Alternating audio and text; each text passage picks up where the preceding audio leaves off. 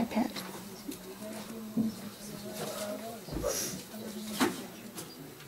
Yeah, I saw him back.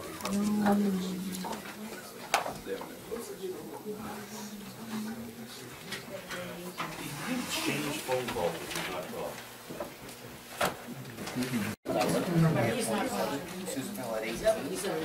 We went down the hill and it just got colder and colder and colder. It's cold. Get everybody today. You send out the notice. You're responsible for getting responses. I'm the troublemaker.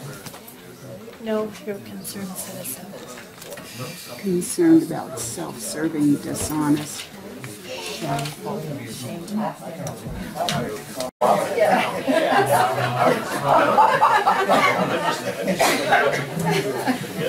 Real bad, yeah.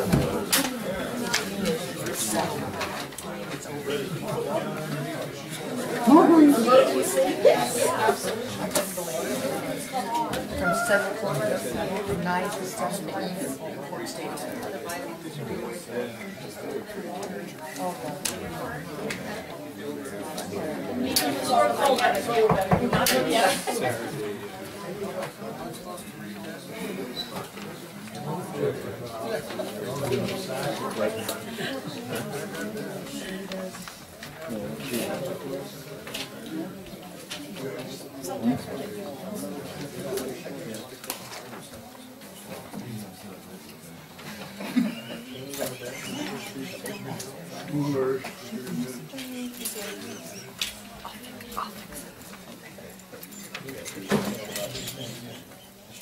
That's why I had to whisper now.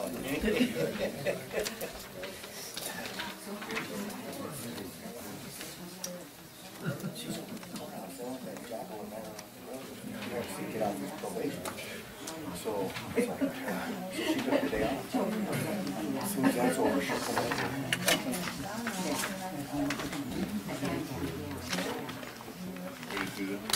Yes. Your meeting in order.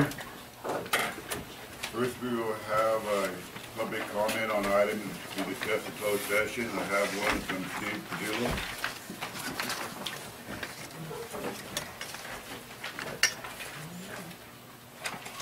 I'm not certain this is the time to bring this item up, but I don't want to miss this chance because it's going to be, we're going to get something resolved today. As you know, we took over a building we have out in the Hurlong area, and purchased it on October 31st. At that time, it came to our attention that the county wanted to re-rent the building or reuse the building. So before we could get into any negotiations or anything, we asked for the county to give us what they call a additional insured on their policy. And normally it doesn't cost any money, and when someone's in your property, they need to give you an additional insured certificate, which my company requires. So it screws up my insurance company. I called and asked one person named Pete about it, and he referred it to your CAO, Marty Nichols. And they wrote me back that insurance not doing additional insured until more direction from the board. They meet next week, next Tuesday. I believe that was Tuesday the 5th or something. They met and nothing was discussed, nothing happened. So we've been running blind with no insurance or being additional insured on your policy since October 31st. And we're rather tired of taking the exposure. We don't want any more exposure. This can be very simply rectified if you do it today. We're not asking for anything else, just that we're named as additional insured. I don't want to threaten or anything, but if we don't have it by the end of the day, there's a very, very strong possibility that the doors to the one stop will be chained tomorrow. because we cannot afford this exposure. Second item was, in this transaction, I passed to the board because I was going on vacation for 14 days, a note through the CAO, Marty Nichols, and through his administrative assistant. In that note, I threw some terms for renting the building, $10,000 a month, $20,000 a month if you leave, $3,000 plus the airport, and also we need insurance. And it's what you call trying to get someone's attention. Now that was a public communication by me to Mr. Nichols, which I assumed and hoped would come through the public to the board. This is a public document that I gave. When I went out hunting and came back, I find that my note was in the Lassen County Times.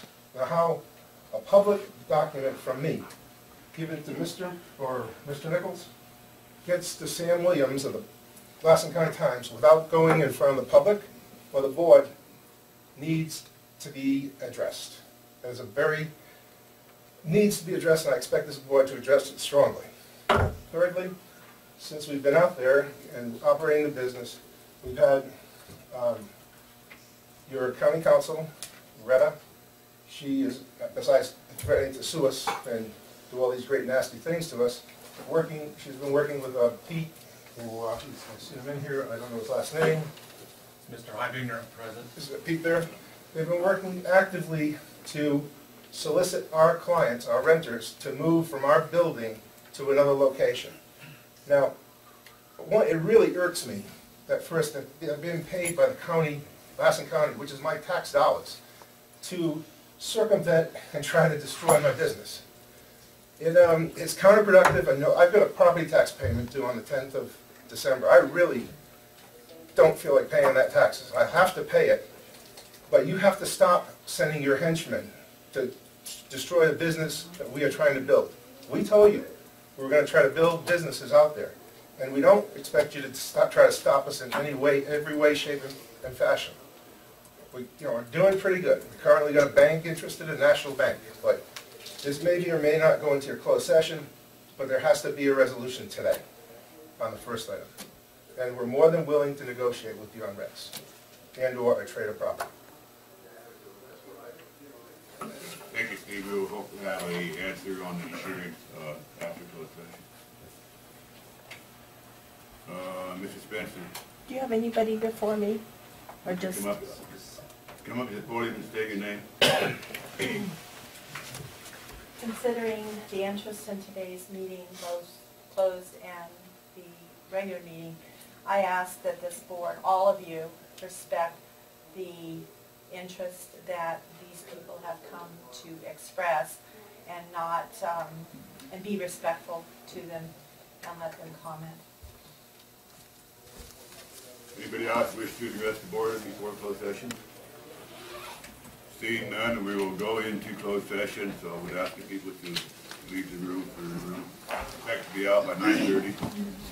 Members, we have a closed session on 2 matters of potential litigation. Yeah, first,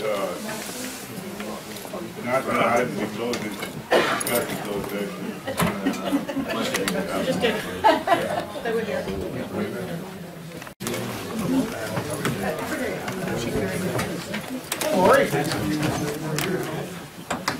How you doing? Okay. Good. How are you? I'm doing great. Counselor? Great. How are you, Mr. Felt? So far, so good. I'm down here. I'm not up there. Oh, I think I'm here on the top. I see my everything. I want to sit down and get my legs up.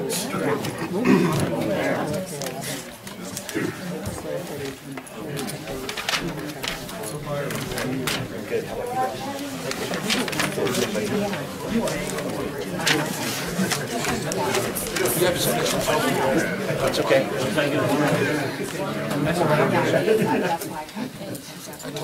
That's my name sometimes too. So much had a little my I wasn't signing the release. In front of me too. You feel privileged? I feel privileged and honored. That's why you better. There you go. Yeah.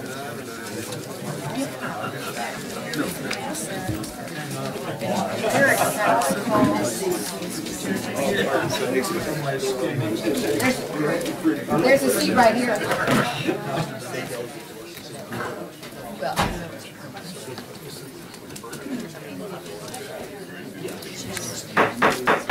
Meeting back to order. We did not finish closed session. We will, Marty, would you report that? Yeah, members, I was directed to issue a certificate of insurance to Mr. Pizzulli for the one-stop facility. Mr. Egan has left the meeting to go to Trendell to see that that gets issued. Okay. With that, we will move on to, we did announce an item closed session, agenda approval, additions and or deletions, and I would like to adjourn the meeting in memory of Frank Hagatall. Any other changes? Yeah,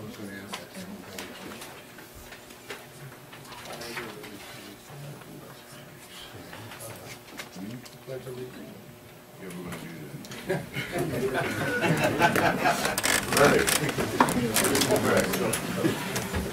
Allegiance to the flag of the United States of America and to the republic for which it stands, one nation, under God, indivisible, with liberty and justice for all. Almighty God, we pray this day for your ever-enduring guidance. We ask you, cloak us in wisdom, that we may dispense our knowledge and facts intelligently among all humanity of whom we serve. Amen. Amen.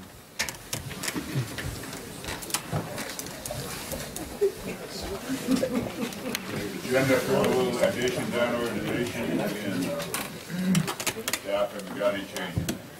No changes. Mrs. Stanton, do you have a comment? The Brown Act is very specific on what you can talk about in closed session.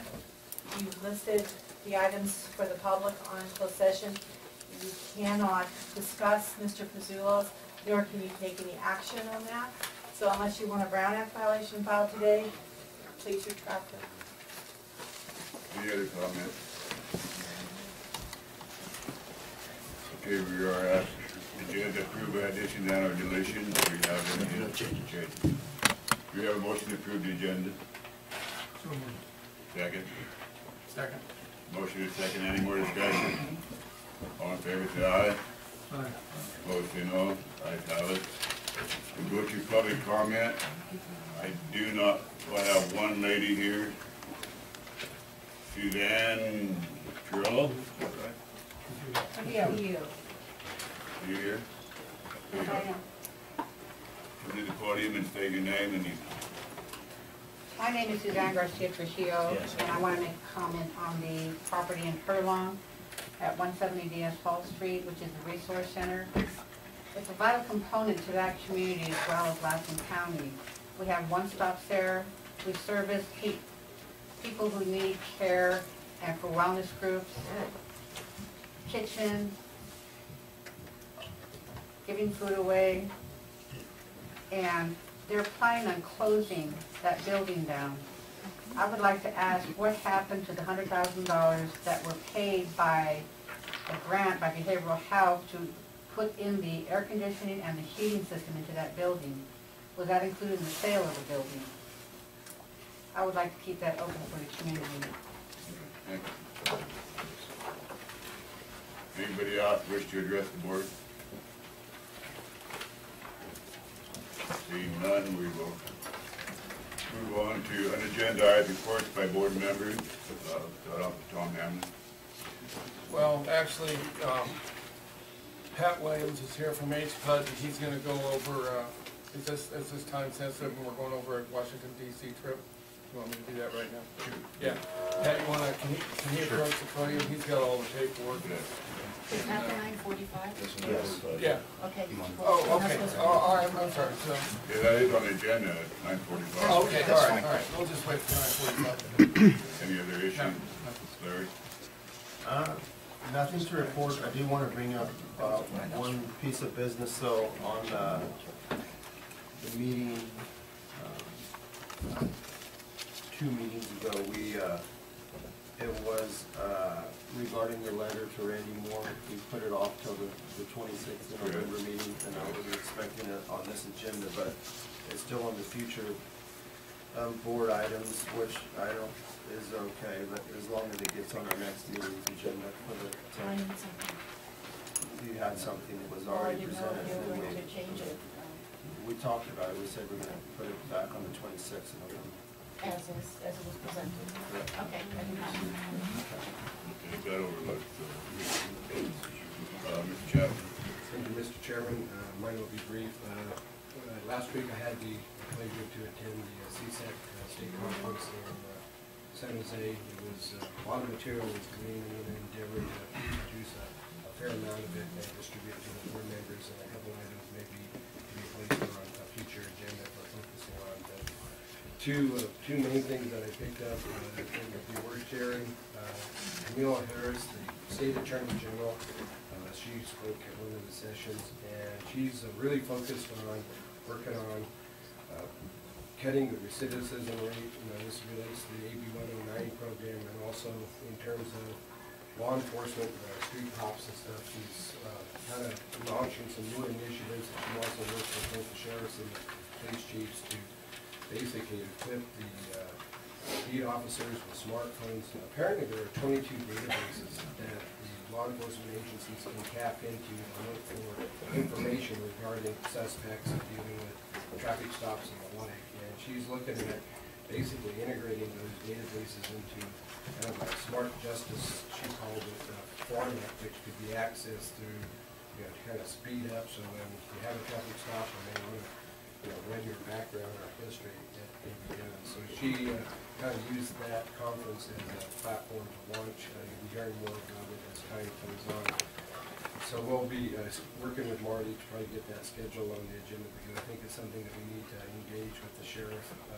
Particularly, the questions I have, large county like ours, 4,500 square miles, we know how cell coverage can be. In some areas that are down, how's that going to work? So she big on wanting to see the broadband expanded, so I think that's part of the initiative of getting the rural areas hooked up along with the urban areas to basically maximize the use of the internet for fighting crime. And she talked about that at length.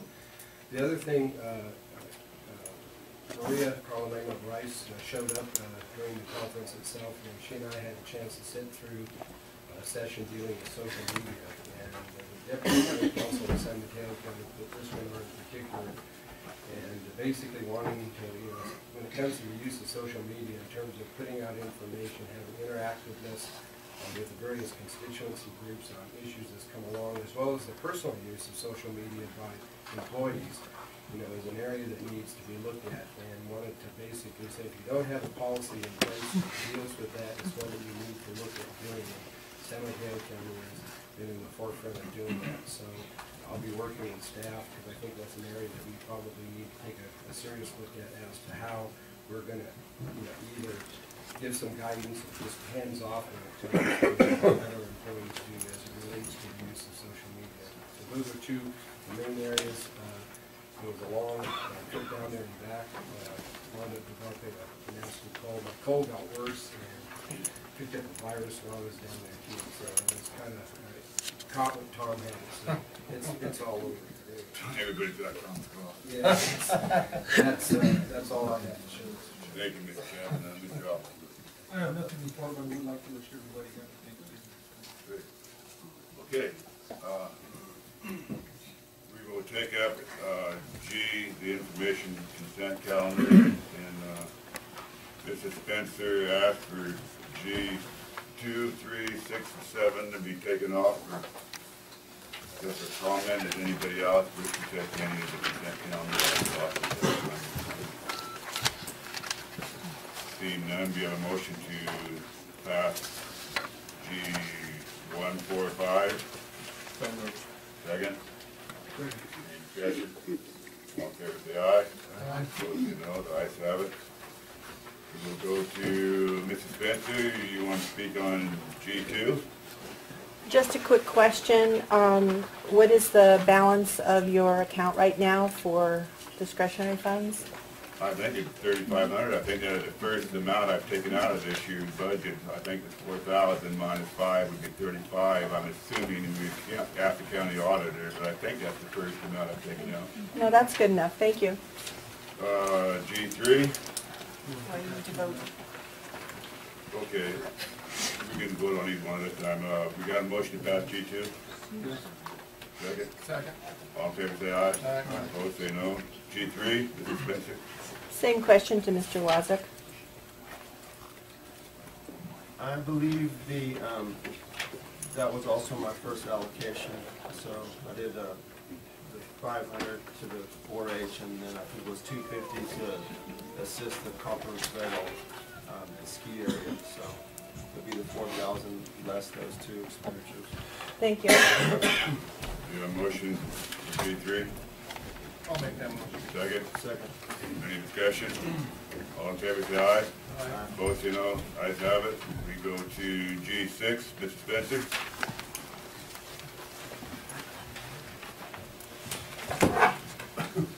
G6 is to put some gravel at the Westwood Airport. Last year, as far as I can find out, Westwood Airport is not a functioning airport. So the county is using it to dump gravel there. There's no access to that airport. The Eagle Lake, or Spalding Airport, the county spent $649,000 to repave, just repave the Eagle Lake Airport. Now it's scheduled to repave or do whatever at the Hurlong Airport for $500,000. My question to you is what do you think Lassen County people do with those airports? Since we're spending all this money and you've decided to spend all this money, what do you think the use? I don't own the plane. I don't think any of you own the plane. So what do you think the use is? I'm interested in what you think of why it's worth spending all this money. Well, let's get some answers from Mr. Larry. Yes. Laura, would you like to explain where the money comes from? No, I know where, that's not the question. I'm asking you, I know where the money comes from, and I know where it's going to be spent this next year and last year. I'm asking you as chairperson, what do you think those airports are used for? I think it's used for people coming in and out of the community, either local people or business people, or whoever needs to use it.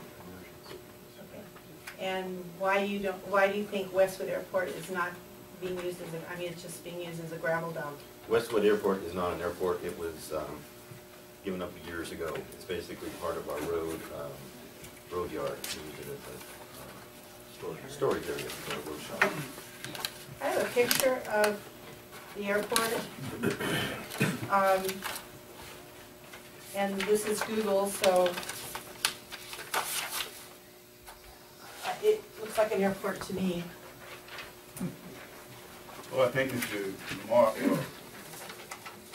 largest give you the answer. It is not an airport. I mean, I guess originally, Larry, years ago it was an airport. I can't remember the date. It was years ago.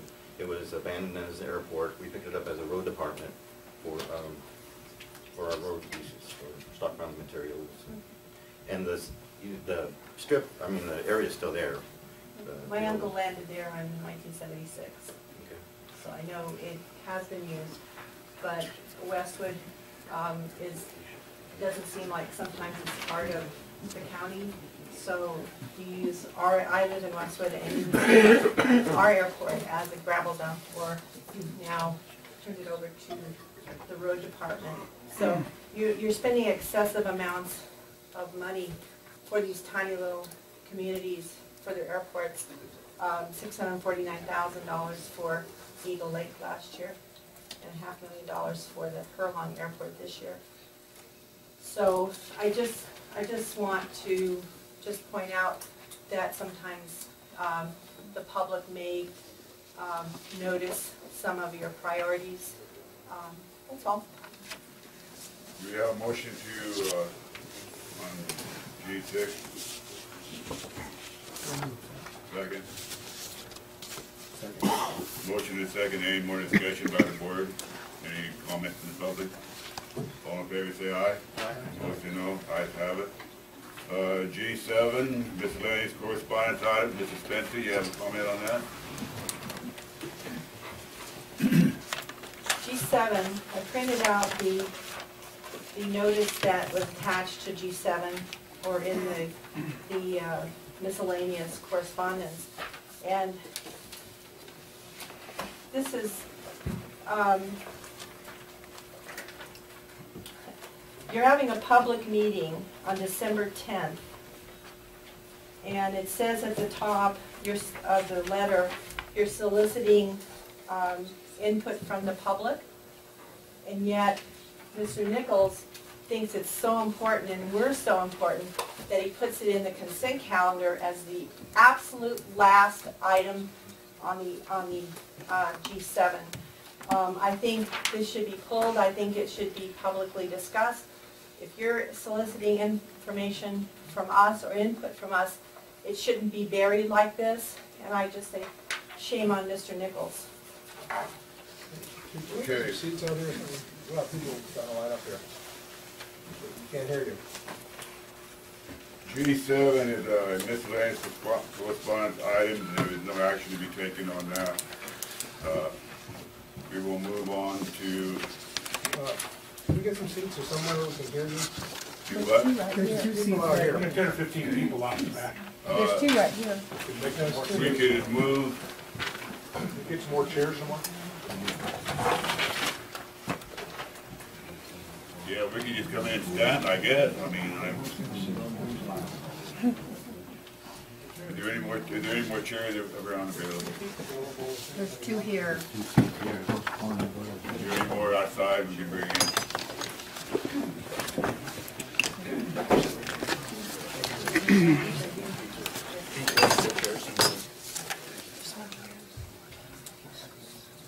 There's 2. One here and one there. There's 2 here. Oh, 2 here. Pretty minimum. Yeah. There's 3. You can come in, there's 3. Stand up. 2 here. So you're afraid to sit down beside us? No, that's just like, I don't like to do this, but To us, like, come in. I mean, there is room, I guess, to stand here close to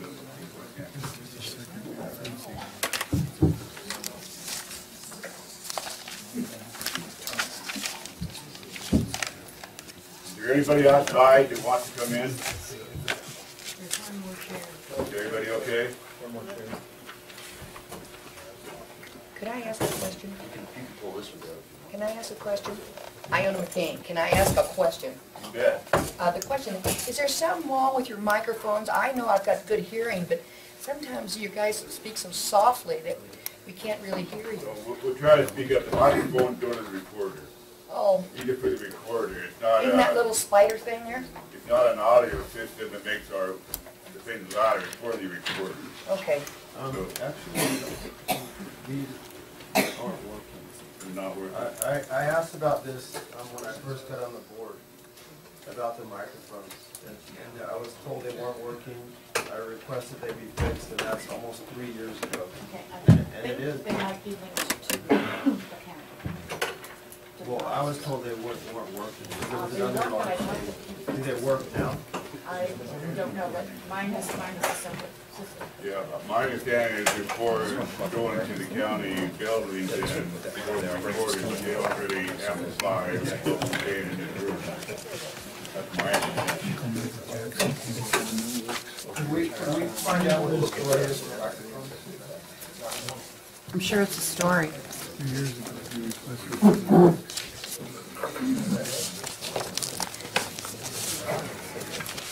Do you know, Jim, what the story is? Yeah, these are not amplification microphones designed for PA system. They're designed for the recording system through the internet. They're broadcast through all the county buildings, so they're worthless as far as this kind of a setting. But it has a little gizmo where you turn it on, so I've never turned mine on. Well, because the board members apparently were messing with them, so they actually have a switch on there that they lock into place, so they're childproof.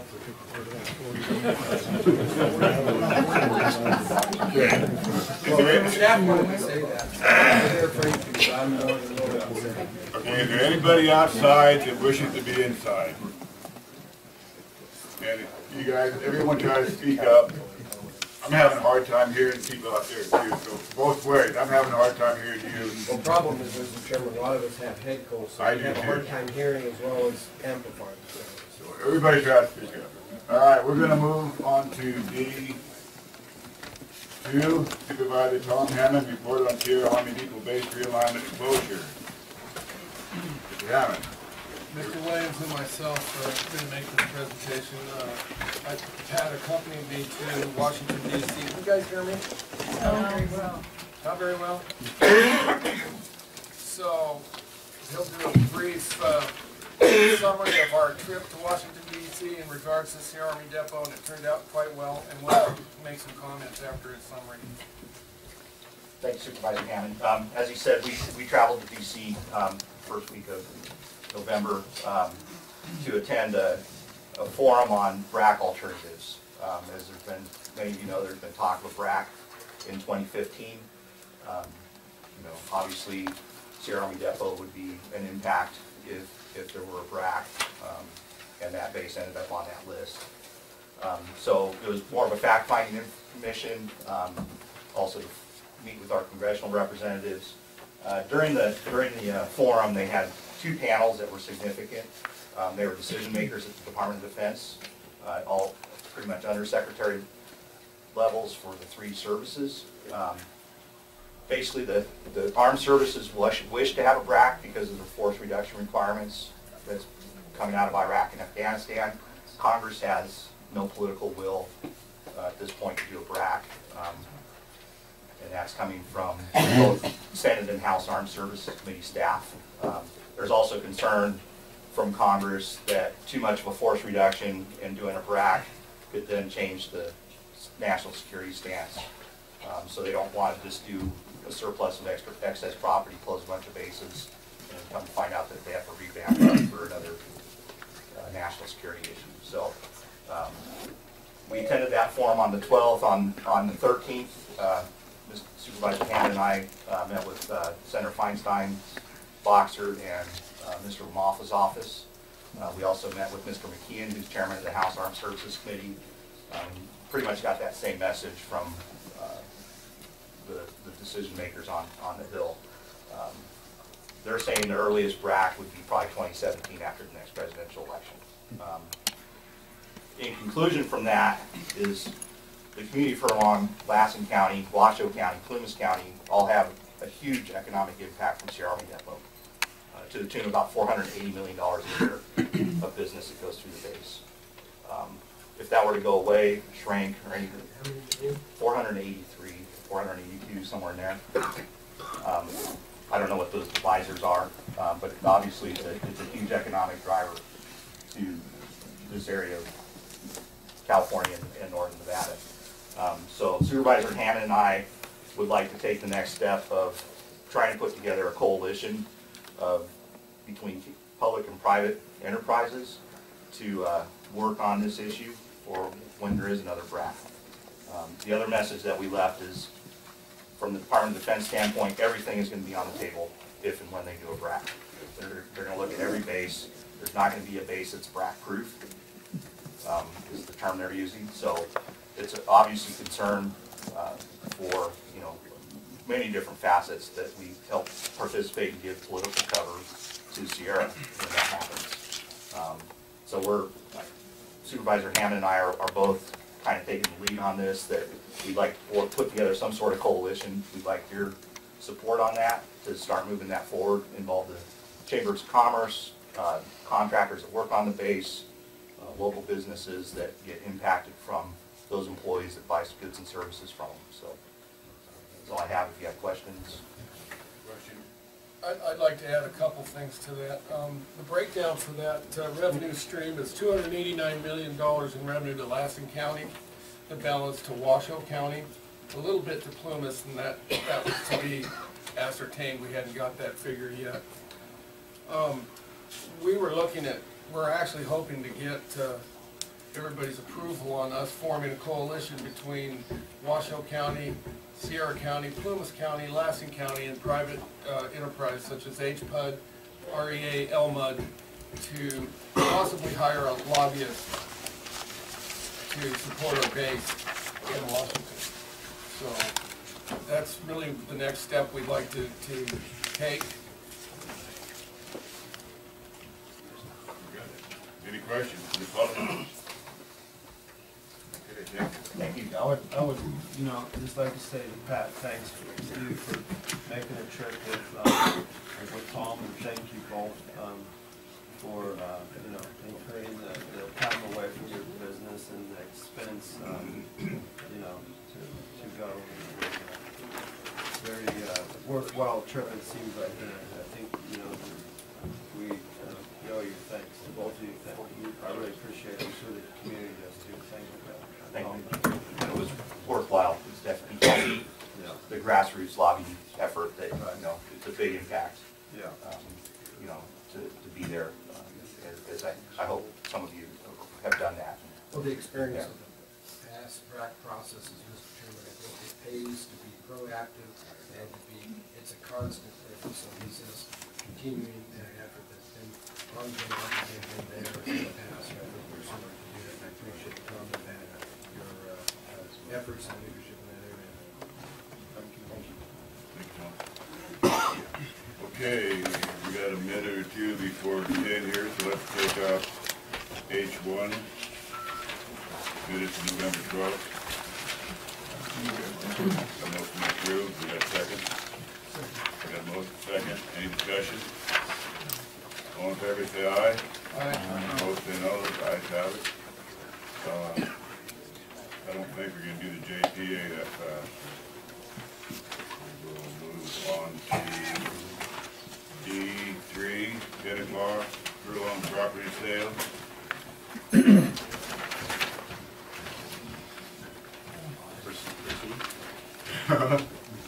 I'm waiting to get to 10 o'clock. I don't want any Brown Act violations.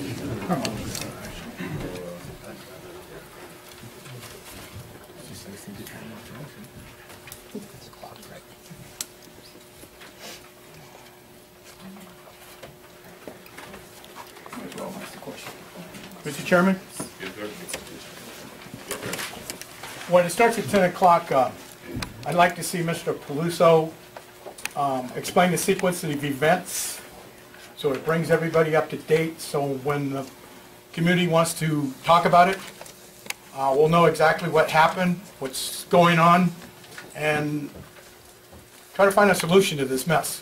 Okay.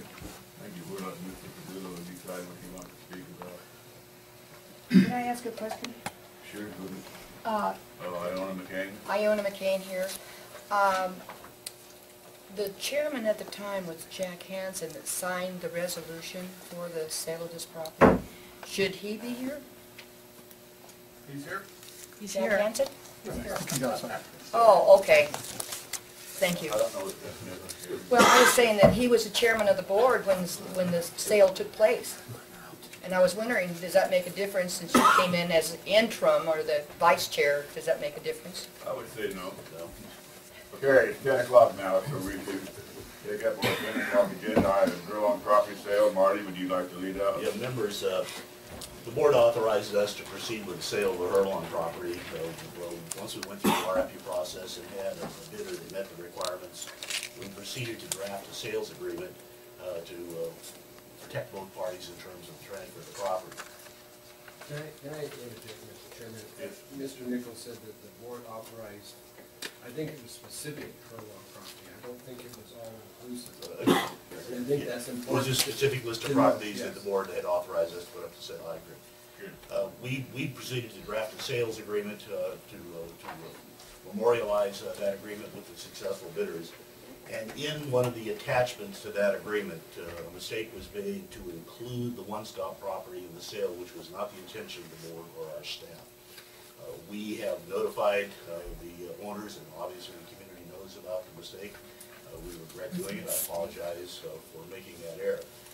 It is not our intent to close the one-stop. That was not part of it. I think it is the intent of the staff, and I'm sure the board to continue that service in her lawn. The way we resolve this, there are probably three basic options.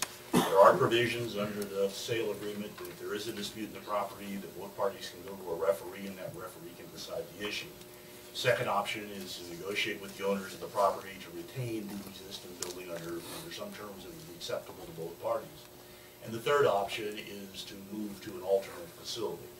We have had some preliminary discussions in Fort Sage School District for a building that's adjacent to the one-stop that may be available to us to move the building should the other options not work out. Again, I apologize for the mistake. It was an honest mistake, and the controversy that's created. Larry? Mr. Chairman, thank you. I would like to, in an effort to assist with the meeting and questions go not all over the place. I tell you, Marty, that's your rendition.